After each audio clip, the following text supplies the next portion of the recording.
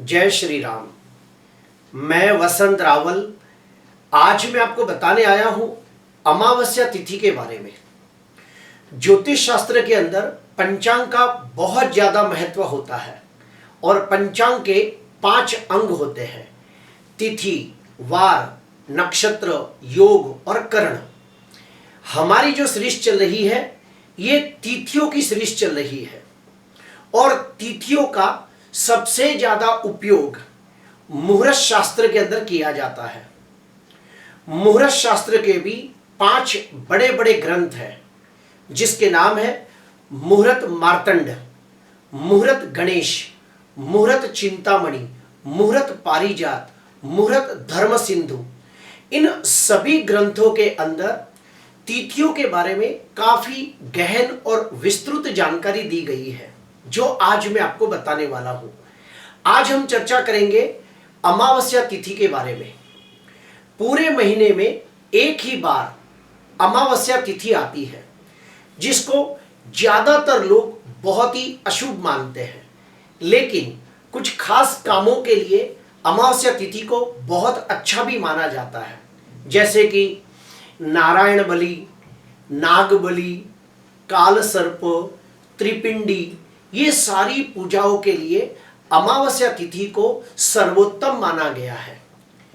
पितरों का तर्पण करना हो, पितरों के नाम से किसी ब्राह्मण को खाना खिलाना हो, किसी गरीब को वस्त्रदान, अन्नदान, कंबल का दान करना हो, तो अमावस्या तिथि को सर्वश्रेष्ठ माना गया है। आइए और गहराई से जानने का प्रयास करते हैं। हिंदू धर्म के मुताबिक पूरे महीने में एक ही बार अमावस्या तिथि आती है और अमावस्या तिथि के स्वामी कौन है, यानी कि भगवान कौन है? पितृदेव।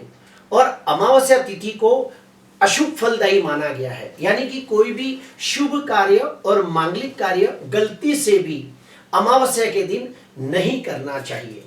अमावस्या के भी बहुत सारे प्रकार हैं जिसमें 3 प्रकार बहुत ही प्रचलित है और वो 3 प्रकार की अमावस्या साल भर में आती है, जैसे कि शनि वाली अमावस्या, कुहू अमावस्या और दर्श अमावस्या। ये तीनों अमावस्या का सबसे ज्यादा महत्व होता है। इसके अलावा भी और भी अमावस्या आती है, जैसे कि सोमवार के दिन जो अमावस्या आती है उसे हम कहते हैं सोमवती अमावस्या। मंगलवार के दिन जो अमावस्या आती है उसे भौमवती अमावस्या कहते हैं। उसी प्रकार मौनी अमावस्या आती है।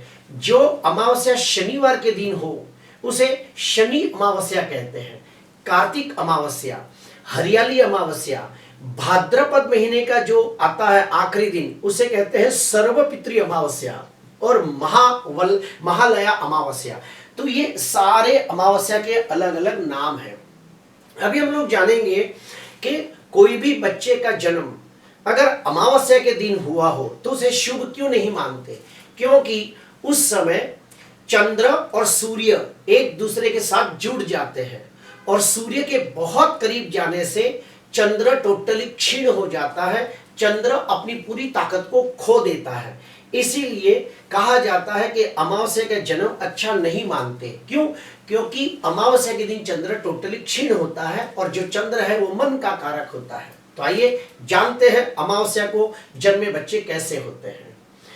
जो भी व्यक्ति अमावस्या के दिन पैदा होता है, ऐसे व्यक्ति होते तो बड़े बुद्धिमान, गुणवान, तेजस्वी, चालाक, चतुर, नॉलेजेबल, कैपेबल होते हैं, लेकिन पढ़ाई के मामले में वो कमजोर होते हैं। क्यों?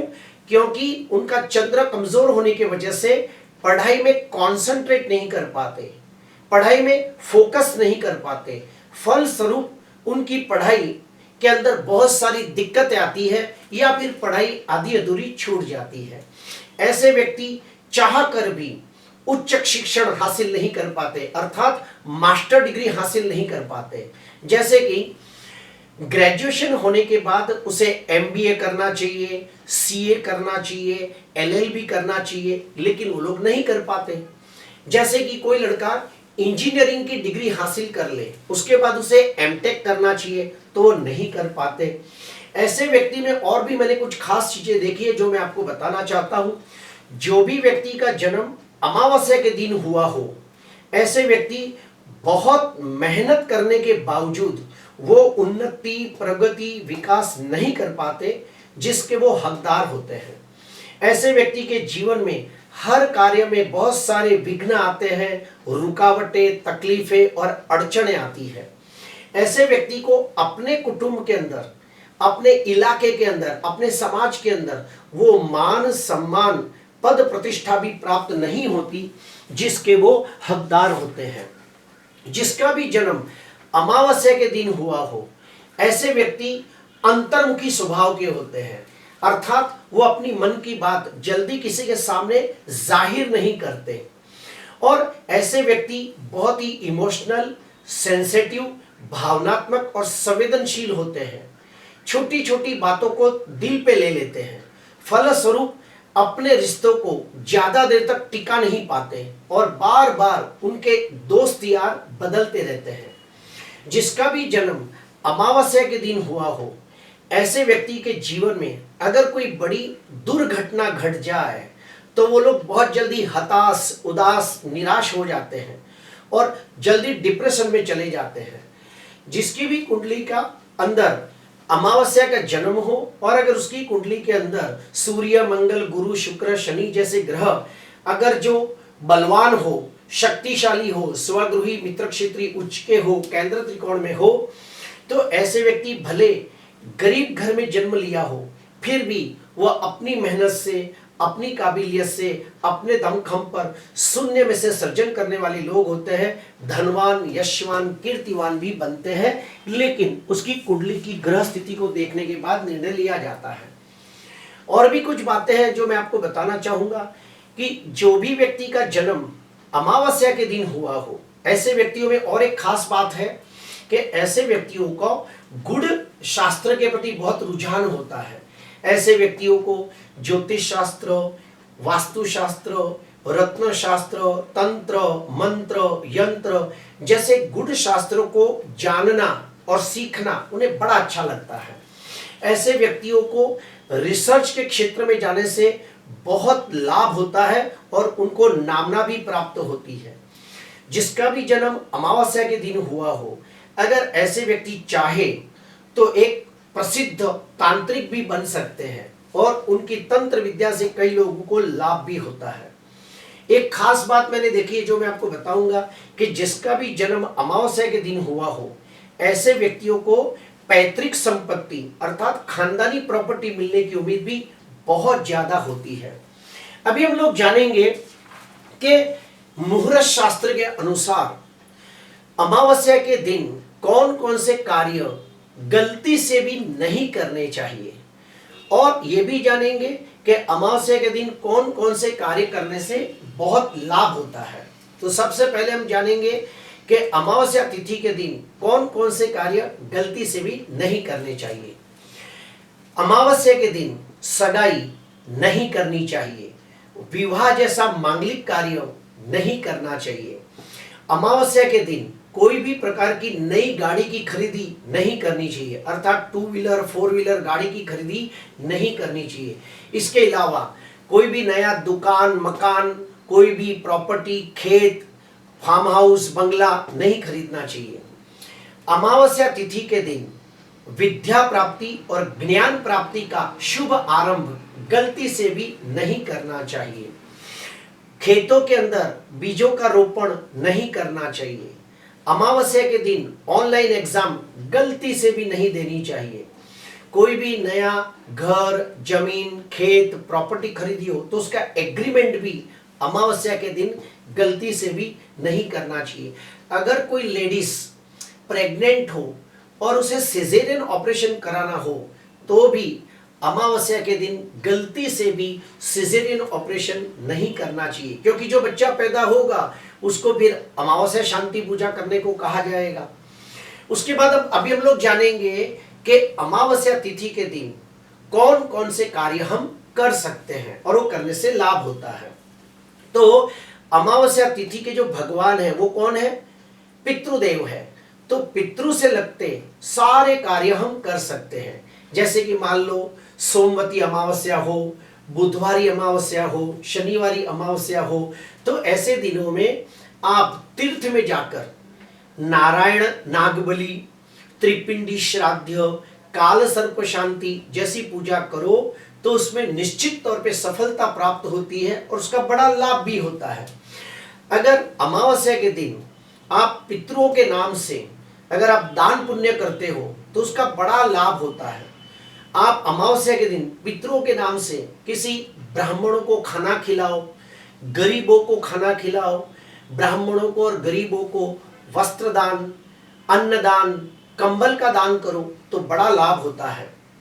प्रिय दर्शकों, जो अमावस्या तिथि है उसके भगवान पितृगण हैं, तो अमावस्या के दिन अगर कोई नया शादीशुदा जोड़ा हो, यानी कि ब्राह्मण उसकी पत्नी को बुलाकर घर में खाना खिलाया जाए, उन्हें दान दक्षिणा दी जाए, वस्त्र दान किया जाए, उनके आशीर्वाद लिए जाए, तो पितृदोष काफी कम हो जाता है और पितरों के आशीर्वाद प्राप्त होते हैं।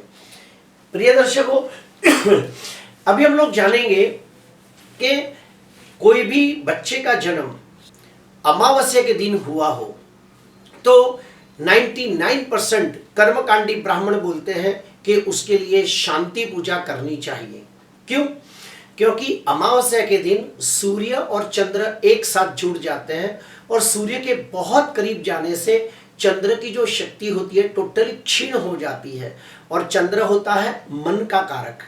और अगर जो मन क्षीण हो गया तो व्यक्ति मानसिक दृष्टि से बहुत ही उदास, हताश, निराश हो जाता है, पढ़ाई के अंदर कंसंट्रेट नहीं कर पाता, हायर एजुकेशन नहीं कर पाता, अपनी बुद्धि के हिसाब से, मेहनत के हिसाब से उन्नति, प्रगति, विकास नहीं कर पाता, उसके हर काम में बहुत सारे विघ्न आते हैं, अड़चने, रुकावटें आती है और वो व्यक्ति जल्दी डिप्रेस हो जाता है, फ्रस्ट्रेट हो जाता है, इरिटेट हो जाता है।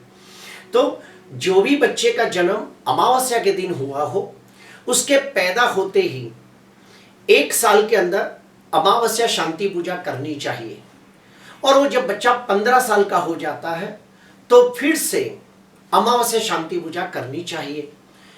अभी हम लोग जानेंगे कि अमावस्या पूजा कैसे की जाती है। तो सुनिए, सबसे पहले हमें जानना होता है कि अमावस्या कौन सी तारीख पे आ रही है।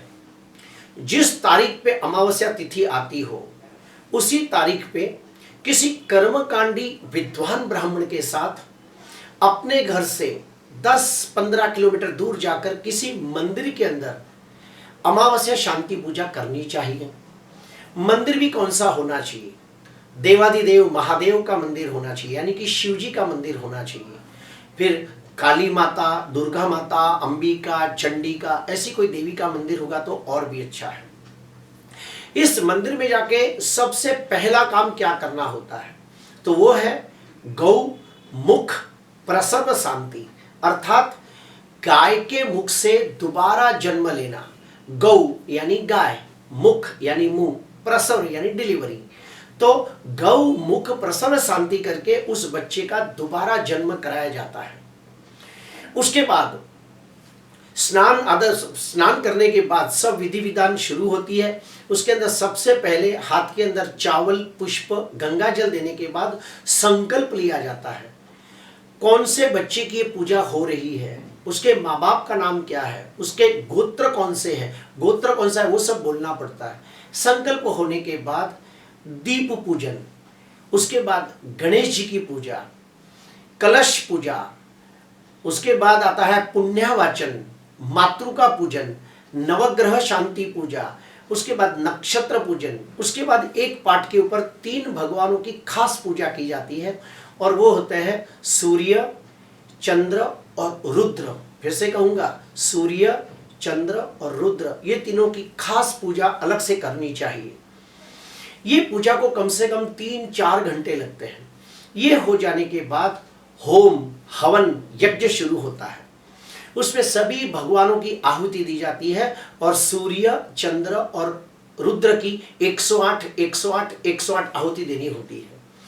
हवन पूरा हो जाने के बाद, पूर्णाहुति होने के बाद फिर 27 वनस्पतियों के पत्तों को, यानी कि 27 झाड़ के पत्तों को तोड़कर गर्म पानी में उबाला जाता है।